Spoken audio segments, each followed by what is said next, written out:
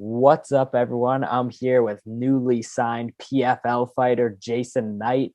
Jason's going to be fighting in the PFL Featherweight Tournament on August 27th on ESPN Plus. What can we expect for you when you get in there? Man, I've been out here at American Top Team for the last week, and I've got 4 weeks until the fight.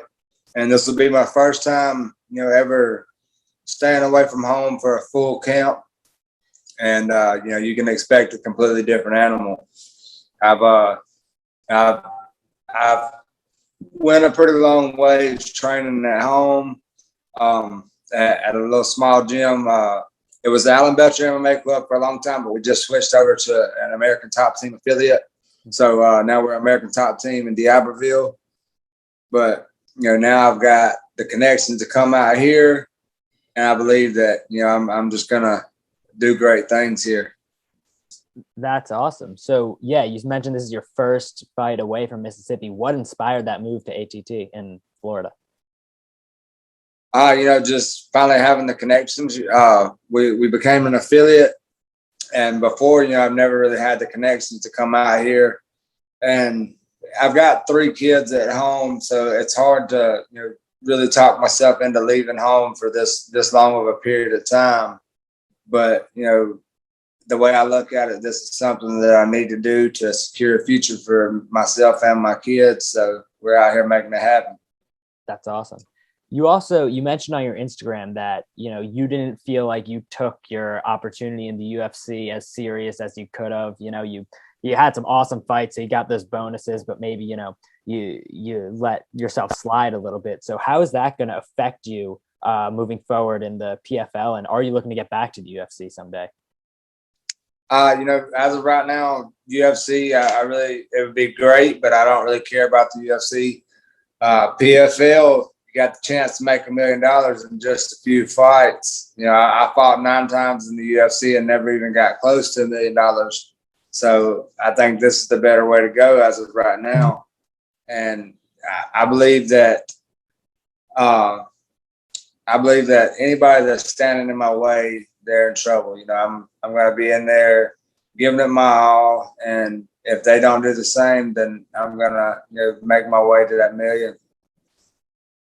That's great. Yeah, that video you posted on UFC on your Instagram. It was great. It was really insightful. I think you were really open and honest, and you mentioned that you were doing a lot of partying in your UFC. So I'm sure maybe like part of you regrets that, but you also seem like a pretty fun dude. So do you have any like all right, like maybe I shouldn't have been partying that much, but any memories like that was still awesome that you did? Yeah, that's the thing, man.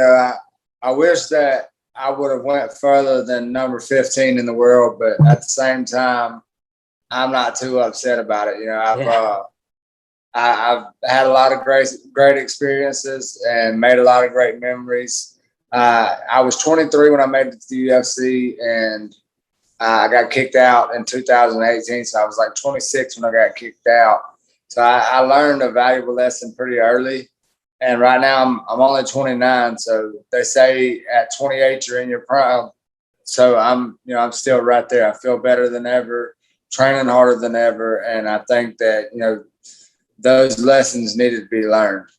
Yeah, for sure. That's awesome. So also, speaking of your Instagram, like everyone should follow you because you do have like the manliest Instagram I've ever seen. It's literally just like it's fighting, like ATVs. It's just like it's a man shit. It's like, what do you do when you're not training and fighting? Yeah, if I'm not training and fighting, man, I'm mainly hanging out with my kids, and we go 4-wheeler riding, fishing, hunting, stuff like that. If I'm not doing that, then I'm working somewhere. Whatever it takes to pay the bills, that's what I do. But if all the bills are paid, it's time to have fun, and that's the way I live my life. That's awesome. Yeah, no, fishing, hunting, and fishing. It definitely seems to hunting, fishing, and fighting. Like that's the big 3 right there. So I guess what would you say? Like, say there's someone out there who like may or may not be on this interview right now who like they like fishing, but they're kind of scared of the part where you take the hook out of the fish's mouth. Like they always fuck up that part. Like what advice do you give to that person? You gotta grow a set of balls and quit being scared. Just grab the fish nice and tight hold him tight, and get the hook out. Pliers always help too. Get you a pair of needle nose pliers. If you're scared to grab a hold of the fish, put you a glove on, grab his ass, grab the hook with some needle nose pliers, and it helps. That's good. Yeah, I guess when your job is fighting, you're not really concerned about your hand getting scraped if a fish flops in it. That would make sense. Really. Yeah, I grew up in the country, man. I grew up where we did shit like that all our lives, and I've got a 5-year-old boy that'll grab any fish, any snake, any turtle, spider. He don't care. So I mean, that's just the way we were raised, I guess. Yeah. So you've been doing it your whole life. Are there any memories you have where you look back like that was like the highlight of my hunting fishing career? Like that was like the coolest thing I ever did. Me and my brother not too long ago, we caught it's called a tabby cat. I posted it on my Instagram. It was probably about 50 pounds, and that's by far the biggest one we've ever caught. So yeah, that was definitely a fishing highlight for real. Hunting, my very first deer I ever killed, I killed an 8-point big ass deer, and it was a lot of fun. So I've had quite a few little adventures, but that was two of the main ones for sure. That's awesome. Yeah, those are great stories. So last question, I like to ask all the fighters this. It never disappoints, fascinates me anytime, every time. Before you started fighting, what jobs were you working to pay the bills? Oh man, my first job ever, I worked on the oil spill, cleaning up, oil and shit. Oh yeah, yeah. After that, I got a job at the shipyard as a pipe fitter. Did that for a while. And then whenever I was probably 20, I got a job as a carpenter building houses.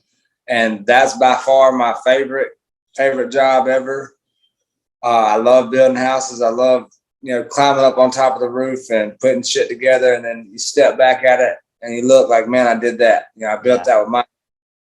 And then, this is my most recent type of job. I work at a paper mill as a boiler maker.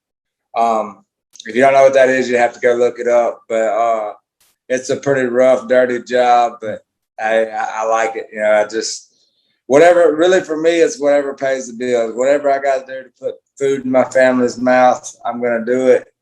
And if fighting doesn't work out today or tomorrow, whatever, if it just disappears, then I've got plenty of fallback plans.